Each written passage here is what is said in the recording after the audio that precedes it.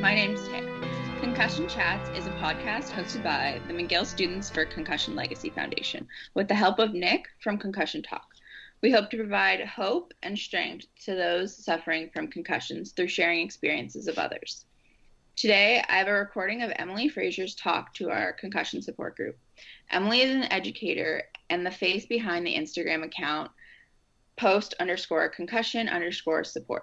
Ever since her brain injury that she sustained in 2018 in a car accident, Emily has been passionate raising awareness surrounding invisible injuries and supporting the PCS community.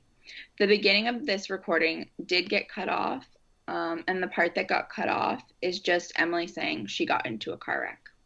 Of life and light in my eyes, and then I just kind of went home and fell asleep for like several hours, and that's when kind of the symptoms started to start up again. So I was a band and choir teacher at the time. It's been about, sorry, my cat's whining. It's been about 2 years since my injury, and I'm still not able to go back to teaching band or choir, but even if I was, those aren't really allowed right now given all the COVID protocols in my province. So yeah, I don't know. I guess in terms of sharing, I thought I'd just kind of go over some of the top 10 things I've learned on my journey so far. And then, yeah, excited to hear from all of you as well. I use she, her pronouns, and I'm really happy to hear that all of you do that. I at my school, I had started a gender and sexuality awareness club to support LGBTQ youth. So I think it's really important. So one of the first things I learned was really the importance of rest. I don't know about the rest of you, but I was very much a type A perfectionist type person, was very, very busy, always going from one thing to the other, socializing and whatnot. And I guess the first lesson I really learned was that rest could be productive, and really that my worth wasn't based on my productivity. So learning that it was okay to not have to constantly accomplish something, that it was okay to just rest. And I think at least the concussion really helped me learn how to slow down. Another thing I really learned about was the importance of stress management.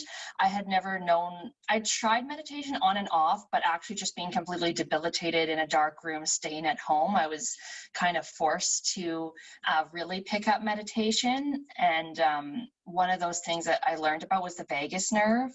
I don't know what kind of guest speakers you've had on here, or if it's been talked about, but for me, learning that meditation and extending your exhale more than twice as long activates and stimulates the vagus nerve, which then activates your rest and digest, the parasympathetic nervous system, was like a huge learning for me, because I think a lot of us, after the impact of when the concussion happens, our bodies go into fight or flight, and I think a lot of us can stay in that space for a really long time. So for me, it was a real gift that I've learned how to meditate, and that's been huge for my pain management.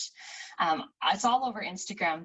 Another thing is these posts about how recovery isn't linear, and I feel like it's so hard to be patient, and I myself trying to remind myself that I'm back at work part-time, and right now as a teacher with all the COVID protocols, it's really stressful, and it's brought back a lot of symptoms. And I kept thinking I'm in the clear and I'm near the end, and that's why I had started running my own support groups and feeling like I could give back. And honestly, I've just kind of been tanking lately. And so just remembering that the process isn't linear, there's going to be so many ups and downs in this, and that's really hard, especially in the low days. But I always try to remind myself that the feelings and the symptoms are always temporary, and try to figure out what the root cause is and go from there, even though it's really hard. I also learned really the importance of pacing. I feel like that's one of the biggest things that people with brain injuries need to learn about. I hadn't heard about spoon theory till I started seeing the hashtag, or seeing spoonie accounts on Instagram. And so if you're not familiar, which I hope most of you are, the spoon theory is that you have a set of energy reserve when you start the day, and if you have a brain injury, you're already operating at a deficit. So for some people, like if you start with 8 spoons, showering would take 1 spoon, driving to work would be another. But for people with a brain injury, like I remember at the beginning, like showering was like, if I showered, I'd have to sleep for 2 hours after. And like, who knew that that could be such an exhausting activity? So really learning how to pace and put in very clear breaks throughout my day and in between every activity was really big. And something that really helped me with that was using a timer, because I think also it was really easy for me to lose focus or lose track of time. And even if my timer did go off, if I felt like I was in the middle of a task, even if it was just like writing a comment for an Instagram post, I would just keep pushing through. And so I learned to set a timer. Usually 20 minutes is my max, and I'd have to put it in another room, so I'd have to actually get up and walk to it to turn it off. So that was like a really big thing that helped me. One of the big things was also learning not to play the victim, which was really hard at the beginning. I was paired with a psychologist at the very beginning on the phone, and like then I was like so not in the right headspace. Like everything was all over the place. I had no idea what was happening to me. I hadn't yet found practitioners or doctors who knew what was going on. And that doctor was just like, stop playing the victim. I was complaining about how no one got it and how like nobody was checking in on me. And I remember that feeling really harsh, but it was like a year later that I started to actually tap into that psychologist's advice, which I don't think was good to give at the time. But I think it's like a lot of us can feel, why me? Why is this happening? And it can be a really isolating experience. And definitely a big part of the process is grieving your old self. And I still do have hope that I'm going to get back to who I was and how I was, but I'm just like learning patience with that. And I don't know how the rest of you got your injuries, but I'm kind of in the process of a lawsuit going to be started.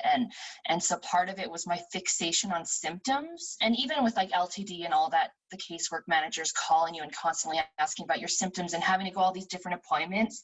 For me, I had to really learn not to fixate on all of my symptoms, because I found as I was tracking everything and be like, okay, strong headache this time, then it got a bit lighter, and writing it all down on my phone and using apps. And I found that was actually really debilitating, because it really kept me in the headspace that I am sick. And that really wasn't helpful. As soon as I stopped doing that and I stopped feeling like in my mind I was the victim and that everything was wrong, I really saw a shift in my recovery. Which also ties into the huge thing about growth mindset. I was so grateful I created the Instagram account, because it started as just me reflecting, and then it's slowly grown, and I've been able to meet so many cool people. And one person had sent me a recommendation to read Louise Hay's book, what is it? Heal Your Life. And I really found that helpful in terms of shifting my mindset. Like we hear a lot in education about growth mindset and trying to focus on how you can grow from negative experiences. So for me, I remember last summer, I was really determined to get back to work. And I still at that point couldn't walk like 5 minutes without like complete symptoms and dizziness. And I know a lot of people talk about the importance of positive affirmations or gratitude, and it's really hard to actually apply them. But for me, writing down positive affirmations every day in a journal, and also I started a group chat with friends so that we'd have to text each other 3 things we were grateful for every day. And it seems like such a small thing, but it's so proven in research. Like it honestly has helped so much. It really helped me start to reframe and focus on the positive. And it's something that I'm having every time I start to slope back down into like feeling really negative about what's going on and really grieving. If I sit down and I write down all the negative things and my negative thoughts, and then I actively write how they are, how to shift them into a more positive lens, it really does seem to help. Another lesson I learned was about self-compassion. Brene Brown speaks about not shoulding all over yourself. So I should be doing this. I should be better. I shouldn't be like this right now. And that was huge for me. Part of my journey has really been learning about self-compassion. And I think it's a lifelong journey, but I think we're so hard on ourselves, and it can be really hard. Like, for example, yesterday, I got really good news last month that I would probably be done vision therapy soon. And then yesterday I went for my session and they were like, oh, actually, no, like, we don't know when you're going to be done now. Like, I'd really gone backwards, and I was so mad at myself. They were encouraging me to just take a break. And I was like, I don't want to take a break. Like, I need to keep pushing. I can't slow down. And I just think it's so common for us to feel really down on ourselves about how things should be going. And it's the same thing. Like, I've been I think COVID doesn't help, but I had started on all these meds, antidepressants and all sorts of things that had really helped me. And I was really proud that like at the beginning of the year, I'd been able to wean off all of them.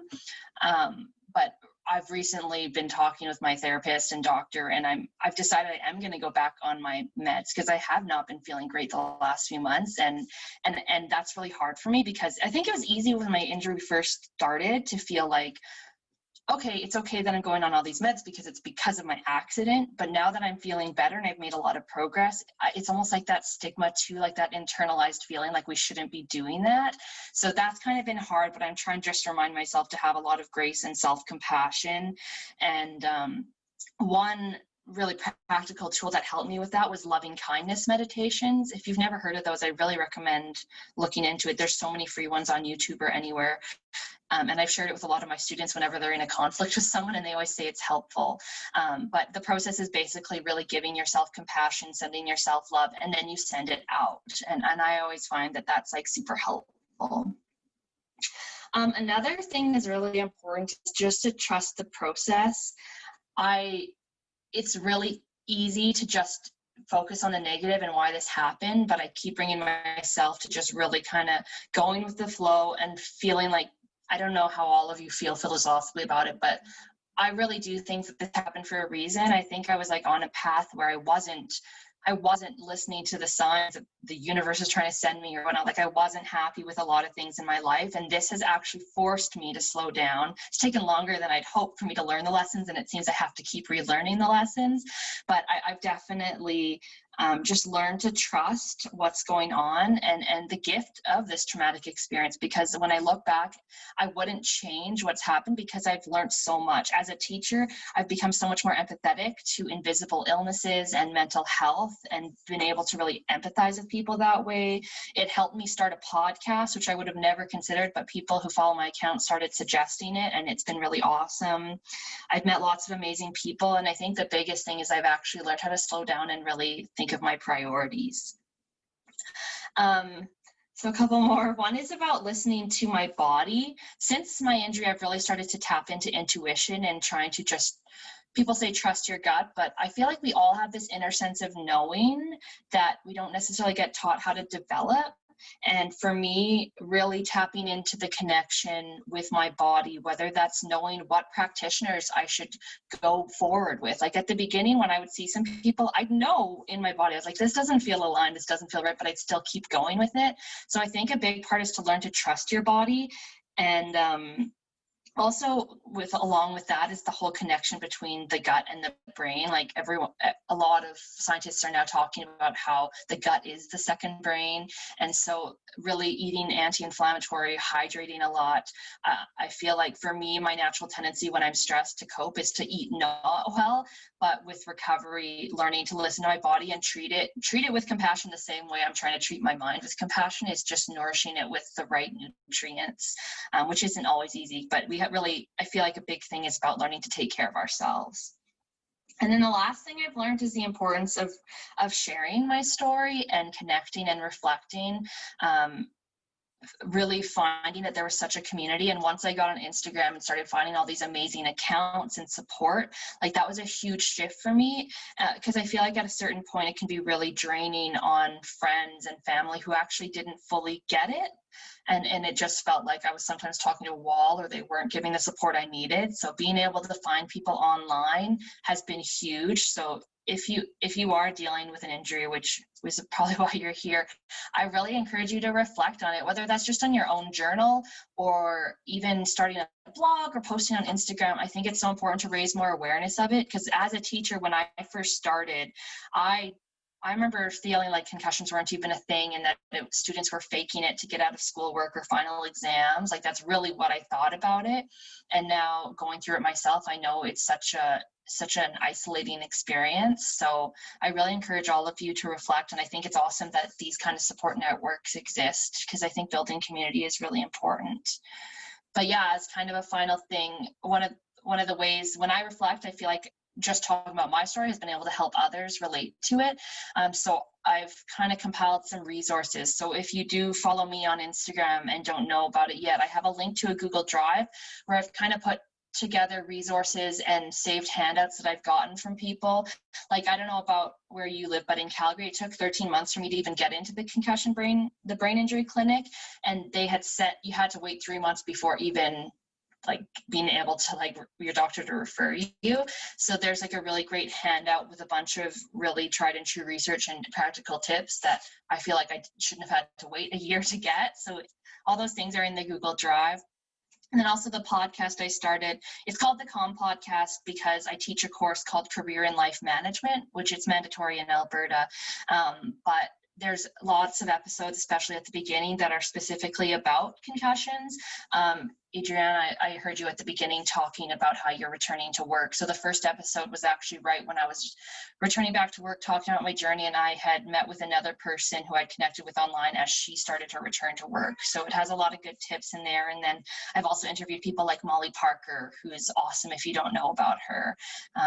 So yeah, that's kind of all I had to share, but I'd love to hear more about your stories and check in. Today I have Emily, who is also part of the McGill Students for Concussion Legacy Foundation, and Nick from Concussion Talk joining me. Hey.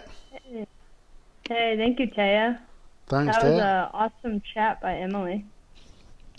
It was. Our support group really enjoyed her chat and her list of like the top 10 things she learned during her recovery. What were some of the points that were your favorite? Honestly, I really liked, I think it was her third or fourth point where she was talking about recovery not being linear. I think that's such a key point for concussion recovery. I think it would be awesome to just kind of reshare this list for everyone. Yeah. That's listening. I can do that. I'll do that in the. Sorry, Yeah. I can do that in the show notes. This I can put That the would be list. awesome. Yeah. Yeah, so we can put all the notes in the description. But Taya, maybe we could read through them. Yeah, for sure. So at the end of the meeting, I made up her list of 10 things to post on our Facebook page.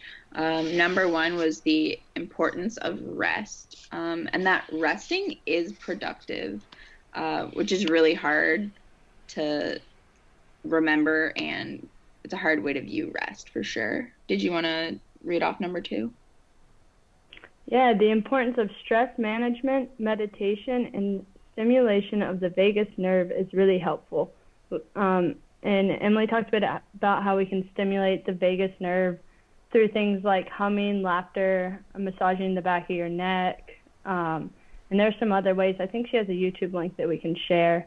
I know I do a lot of this to kind of deal with my anxiety, is deep breathing through the nose.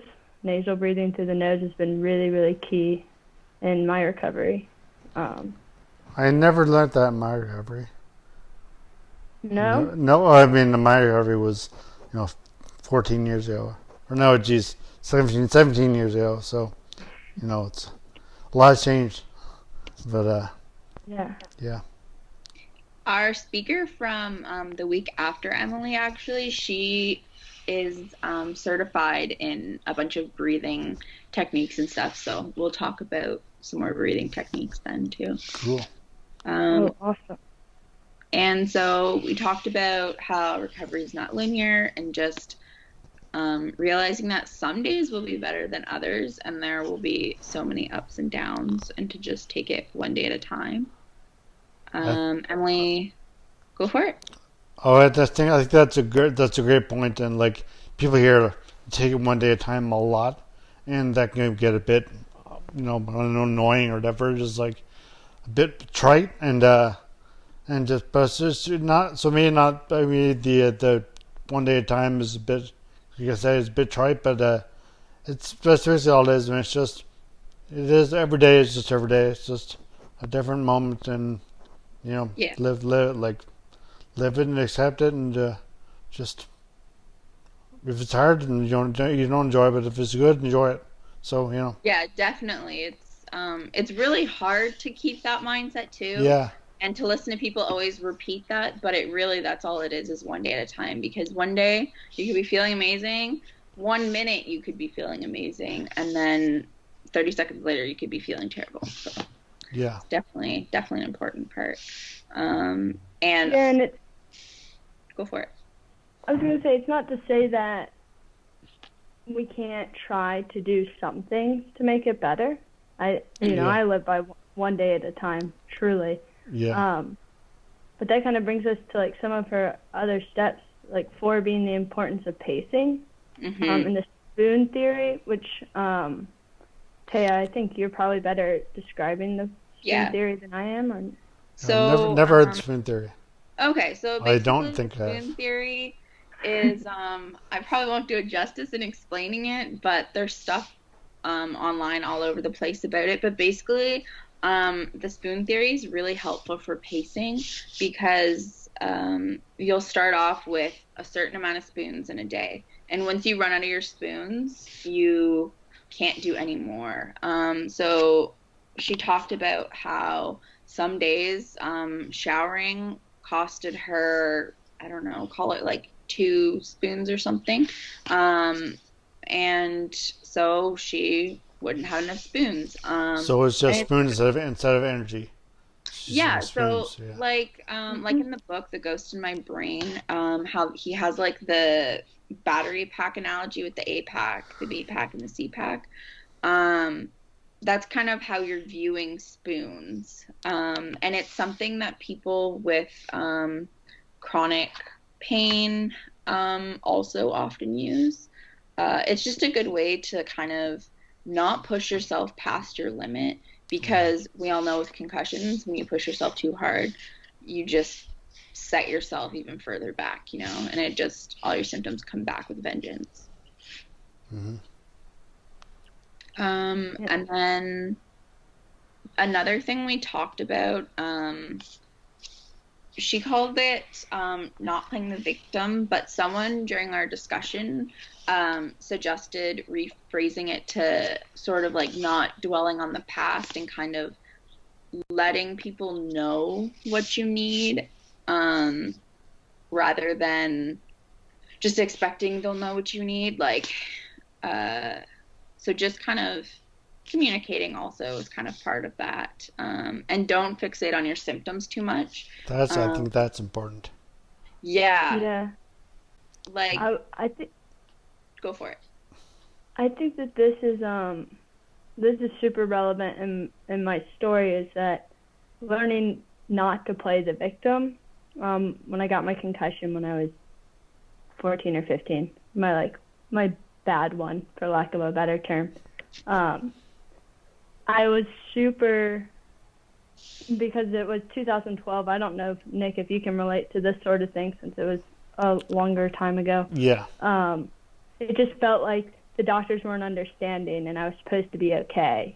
And so I was just like, it felt like they were saying don't play the victim, which kind of I took as like, oh, well, there's something wrong with me, like I should just ignore all these symptoms and everything. And I kind of ignored a bunch of stuff, and then 8 years later, it's kind of spun into a bit more of a mess. So I think it is important to have this balance between not constantly throwing a pity party, and then but also acknowledging your experience and walking through your experience, because it is a reality, and I did manage to live in a world of delusion for a long time. Yeah.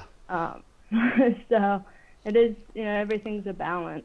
I know, I hear you saying, like, at that point about it's reality, and this is what it is, and this is how you're living out. This is life from now on. Like, just like it or leave it. Like, this is your life now, and kind of. And but acknowledging pain and symptoms too, without fixating. And I never had the experience of, because mine's kind of the opposite of that. Like, I didn't. There's never a concern of me playing the victim. Just the way I've treated it, whatever. So, and people saying that I could not play the victim, but be more open, because my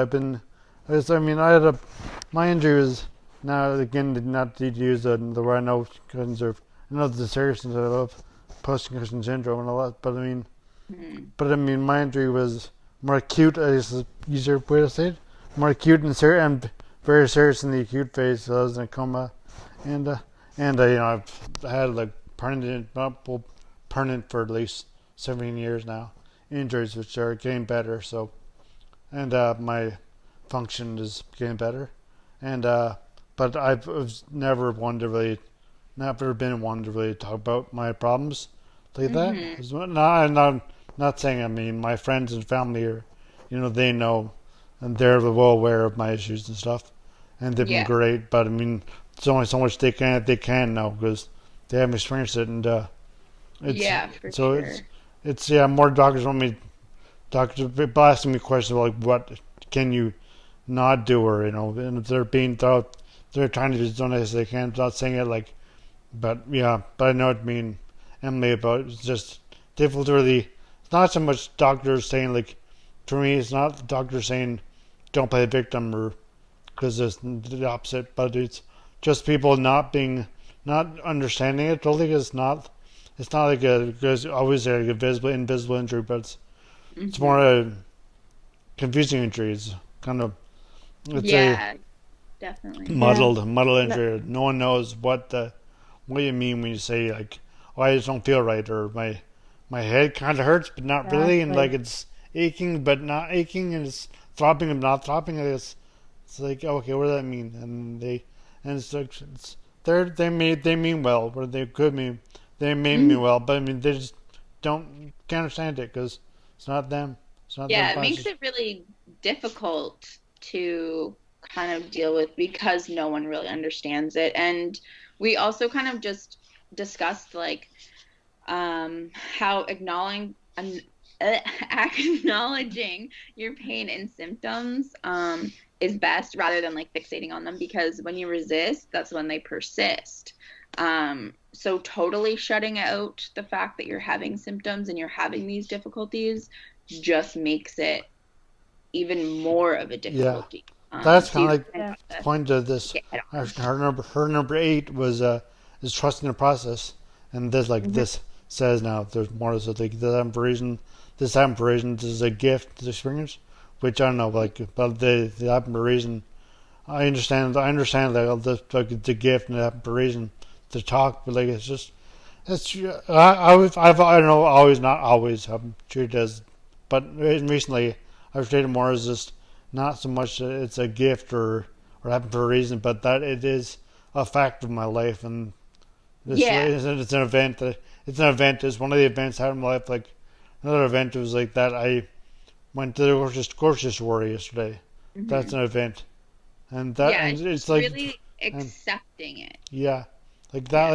and like it's a matter like people think is it's a major event, and it is a major event because and today changed your life, but like everything changed your life. Like, I mean, today changed your life just by existing or doing or not doing anything. Like your life is always changing. It's always like to say like this changed my life is just a red herring, a way to bring it as a Yeah. question change your life. I think every day change your life, and every second change your life, and every Hmm. moment change your life. I guess. And I think that's what makes like her number 6 really important. She talked about holding a growth mindset. Um, so Hmm. just seeing it as an opportunity to grow and that Yeah, isn't all negative. Like it definitely feels super negative and it is such a yeah, negative yeah, experience and it really sucks, but yeah, just like taking the positives from it. And she talked about how positive affirmations were really good. Or sometimes when she was feeling really negative, she would just write down all the negative things and then actively go through that list and find the positives. And that was something that helped her a lot, yeah. which I thought was really Yeah, cool. I think. Sorry, I think. I, Sorry. So go ahead, Elmi. oh, I was just gonna say that I think that it's really, really awesome and important that she acknowledged that sometimes writing all the negative things down, like what you were Hmm. just saying, Yeah. because I do think that there is this, and I talk about my story as if it was like, you know, very cut and dry, but I was 14 years old with a concussion, and I, I'm not sure all of what is true and what had effects on what, but I know that I have this tendency to lead towards this toxic positivity Yeah. where instead, yeah, and instead of instead of acknowledging these negative things and then trying to alter my thought process about them or find positives with them in them, I just like to pretend the negative doesn't even exist. And so this is my little world of delusion. And that, yeah, and that is really toxic when you try and carry this facade of everything is great all the time. Like you will crash and burn one way or another. Yeah. And, it will come to a point where the toxic positivity is not being helpful, and so you just crumble down and you kind of gotta restart. And I do really like that she talked about writing all those negative things down, getting them out, because it does really help, and then going back with the positive. I think your per point 6 and 7 are just like you said, toxic positivity. It's called toxic positivity because it's toxic. Like it's not all great. I mean, and actually, oddly enough, that's not a bad thing. That's not all great because that's life. That's how it is. We can't be positive 100% of the time. Yeah, exactly. And for people to assume that and expect that is insane. Yeah. And I think that when we don't acknowledge the negatives and walk through them, which I think is exactly what she's doing. She's by writing them down and then trying to find positives, whether you do it that second or a few minutes later, as long as you're in this actively going through the process versus just getting stuck, which I think is the play the victim thing, getting stuck in that negative, actively trying to get out of it. I just lost my train of thought. All of her points really fun.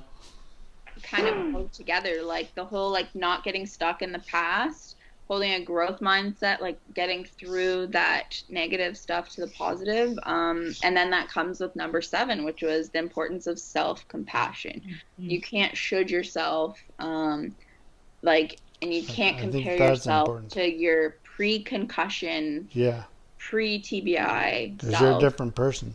Exactly. Yeah, it's just like you're a different person tomorrow, and you just as your first day than were yesterday, no matter what happens. Or it didn't happen. You're a different person.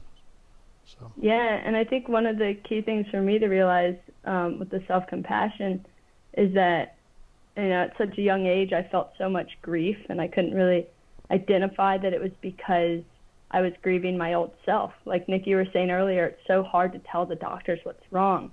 Yeah. Because you just don't have, for me, it was I couldn't tell them what was wrong because I couldn't remember what was normal, but I knew that the way I was living wasn't normal. And how do I describe something that I don't have words for? Yes, and that's your point. It's important to acknowledge that grief. And I think the grief happened, I think it's really intense for TBI because we kind of grieve different parts of our personalities and then we can't verbalize them. But then also just, losing different activities, sports, that's such a big grief. And sometimes it feels silly to be I am so sad that I can't play this sport anymore.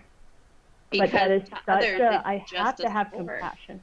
Right. To others, it's just a sport, and to have it just kind of taken away, that's a really, that one took a long time for me to process and grieve. And, but it took acknowledging it and then having compassion, not telling myself I was being silly because it's just a sport. It's, that you really loved that. Let's acknowledge that. That kind of goes back to the whole acknowledging your pain and symptoms. That goes the same way for acknowledging your grief and the pain you're feeling for losing all these things. Because when you resist, it persists and it just doesn't get better, But definitely have those moments of negativity. Write down all those things that are making you so upset about whatever you're grieving, and then going back later and trying to make it a bit positive. And that kind of goes into number 8, the whole trust the process. Yeah. I mentioned this briefly earlier because I don't know if I agree with the whole it's a gift, but it kind of is. You know what I'm saying? It's an event, it's something that happened, and I guess you can interpret that as a gift. So it's just something that happened, like I said, going to the grocery store is a gift because it's an event that happened in your life and it wouldn't have happened if you weren't here. So it's a gift that way. But it's just it changed your life the same way. Not the same way, obviously, but like Yeah, no, for sure. it's the same. Like it's just you're a different person going into the grocery store. You're coming out, and I know that's difficult to think to really get your mind around. A lot of people to get their mind around, but Yeah. you are different when you go even just go to the bathroom now, or they can see you're a Yeah. different person. Yeah, Just- definitely. I think for Emily, the reason why she kind of felt like it happened for a reason and that it was this traumatic experience was a gift is just like because it's led her to advocate for concussions, and she started a support group and an Instagram to support others and podcasts and stuff. And it definitely, it's hard to see it as a gift. Maybe not see it as a gift, but it was necessary. Like I know for me, like I got a knee injury 2 years ago playing rugby, and I haven't played rugby since. And that now that I'm still dealing with it, but now I'm able to look at it and see like it was definitely a good thing I got that knee injury, because if I had one more concussion, I don't know, I would have checked out. So it is kind of like a blessing in disguise, or just like it was meant to happen. It was there was a reason for it, you know. I think I like to think that things happen for a reason. I'm not sure. I cannot say that with 100% confidence, but Same. I do like to think that's that. the point. Can't say with 100% confidence. Yeah, it might be like a coping mechanism. I'm not sure, but I like it. And for me, like, it really is one of these things. You know, I think that a lot of people with TBI have struggled with suicidal thoughts, and there's, you know, for a lot of people who deal with that, there's kind of this, or at least for me, there's this handful of things that really keep me alive in those moments. Mm-hmm. And I know that part of the reason I was having the suicidal ideation was from the concussion, but having this really like passion to help others and help them deal with it and get to the point to where I could advocate for those people really kept me alive during that journey sometimes. Mm. Definitely, and, definitely true. I have to say, before then, I was kind of I was playing soccer. Wasn't really sure what I wanted to do with my life, which, you know, who knows at 14, 15 years old. But, man, I came out of that, like, I think I was less than a year in, and I was like, I know what I'm doing for the rest of my life. I don't know how I'm going to help people with concussions, but I'm going to do it. Yeah. And that's something that I'm really, really thankful for. And I'm thankful for being able to be compassionate and understanding other people's experiences, because I think that really lets me have an extremely fulfilling life. And I think Emily went through this article about traumatic brain injury being a gift, and like some of it was because now I can be in the moment, you know. I can understand how amazing it is to be able to go to the grocery store. Right. Yeah. Because there was a time where when I was in the grocery store, I was going to freak out because I thought cereal boxes were going to fall on my head and give me concussions. You know, or I was going to slip on a marble and you know. And that's so your I point. think when I can tap into those feelings, it allows me to live a really fulfilling life. Like I can be so much more thankful just to be able to sit down and write a sentence or read a book. And that's amazing. I think a really big part of all that is it comes back to the whole importance of self-compassion. The only way you are able to get to that point where you're so grateful for all these things is by being compassionate with yourself. And for you, that started with, and like me also actually, it started with being compassionate for other people and helping other people. And then that gave a sense of purpose and helped me to see that I'm helping others. So I'm doing some good. So maybe I should be a little nicer to myself because I am helping others. I am doing positive things. And that kind of helps with the whole process too that helps Yeah. you go through things a bit better. Yeah, no, I mean, like Yeah, I agree. the point, Emily, you brought up about how like you consider it a gift, and like it's a gift, like because I can see your life world differently now, and I can sure be compassionate in a different way now. That's a Yeah. good example. Now but now it's just time. I guess I just went from jaded or what it is, but like it's just an example of how like different people. It's a different experience for everyone, and it's a different, different. Like I think of it differently, and we both have brain injuries, and my thoughts are different than your thoughts, and Yeah. not glaringly so, but there are some obvious differences, and that's great. The thing is, one thing I just think with to accept that the gift part is that this is a gift that I can just say, okay, then that makes sense to me now. Like that, I understand what you're saying about why you think it's a gift, and I don't necessarily think it is a gift. Now it makes sense. Both of us sit differently in a different way. Yeah, just even the fact that you're able to have a conversation about it and see both sides is a gift in itself almost, you know, like just having the ability to do all those things is too. And it's, yeah, like not everyone's going to see things the same way. And that in itself is a great thing. We don't want everyone to walk around with 100% all the same thoughts. That would be so boring. 1984. Yeah, exactly. You guys have been 1984. born after that, no, but I do not want that. That'd make you guys like older than you are now. For me to be younger. I mean, but yeah. Yeah, I remember reading that book in high school, and I was like, "Oh my gosh!" It traumatized me, to be honest. Yeah, I'm pretty traumatized by it.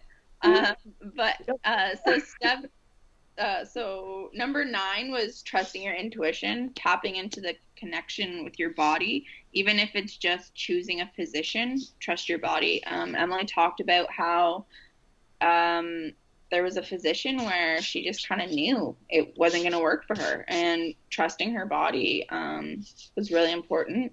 And the connection between gut and brain is the key to learning to take care of ourselves. Interesting, because what she mean by, did she mean gut as in like intuition gut, or does she mean gut as in the food to eat gut? Because I guess it's better both, I guess, but yeah, I've been interesting connection between those two. Guts have different issues. I'd have to go back and listen to the the recording again. I can't tell you right now. Well, but might have been too different. Yeah. And so then to finish it off, number 10 was sharing your story. This just really allows for you to reflect on your connections with others. Your story connects you with others who understand where you're coming from, and it also helps and inspires others. And that's kind of what the support is. I was going to say that.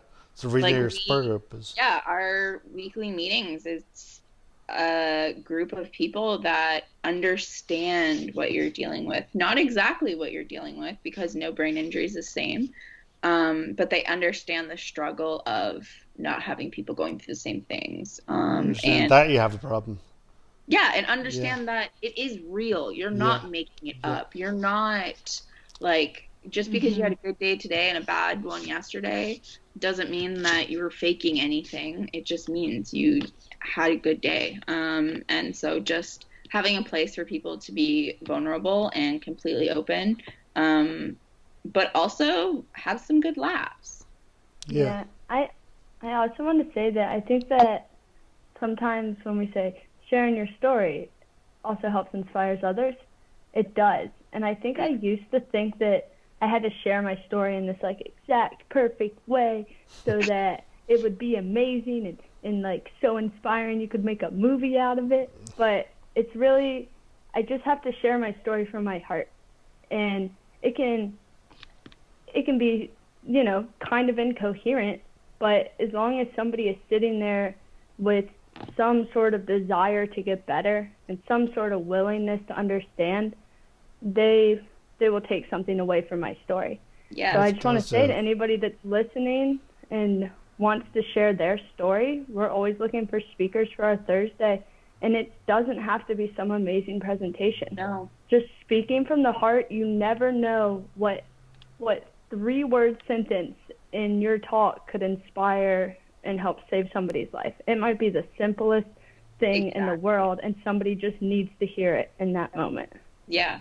And I think our Thursday morning speaker meetings are really important because of that, because so many people are struggling and just feel hopeless and feel like it's not going to get better. And so having someone come on, no matter their story or their extent of their story, some people may have had a pretty quick recovery. Some people have had years and they're still trying to recover.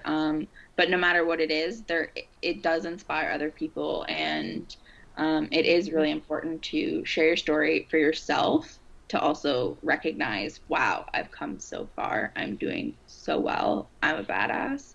But then it also inspires other people to be like, holy shit, like I can get better. Things will get better, you know? And that's what matters. Yeah. That's great. Yeah, Sorry. Good. I was saying it's well put by both of you. I was saying it's well put by both of you, and that was a great little inspiring yourself little speech there, Emily, and about sharing your story. And I guess I'll just kind of bow out and let you guys finish off. Do you want to finish off this podcast, or not? I mean, I'm just gonna. Yeah. I'm still here. I'm not going. I'm just leaning over and just stay quiet for now. No, sure. Taya, thank you so much. Thank you. Thanks to Nick for helping us make this podcast today, and thanks to Emily Fraser for joining us on our Zoom call. We'll have a new podcast posted every Monday morning. Our upcoming podcast can be found on concussiontalk.com, Spotify, YouTube, and Apple Podcasts. You can find more information about our support group on concussionmtl.com. Our peer-to-peer support group is free and open to everyone. We hold 2 weekly meetings on Zoom. So we have one Monday nights at 7 p.m. Eastern Standard Time and Thursday mornings, 10 a.m. Eastern Standard Time. Our Thursday mornings are a speaker meeting followed by a group discussion. You can find us on Facebook and Instagram at concussionmtl, or you can email us at concussionmtl@gmail.com. Thank you. HeadCheck Health bridges gaps in concussion care through simple, powerful technology. Join organizations like the Canadian Football League, Trek Factory Racing, the Canadian Junior Hockey League, Eastern Washington University, and Volleyball Canada, who rely on HeadCheck to improve communication and optimize care. Visit headcheckhealth.com for more. Music at the beginning of this podcast is by Ben Sound, www.bensound.com.